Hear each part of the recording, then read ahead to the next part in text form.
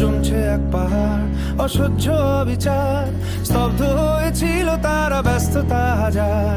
তাই যে মাই খেয়াল পেছনে দেয়াল, যে যেমন সে নিচ্ছি মেরে নাম দিয়ে কপাল। কেউ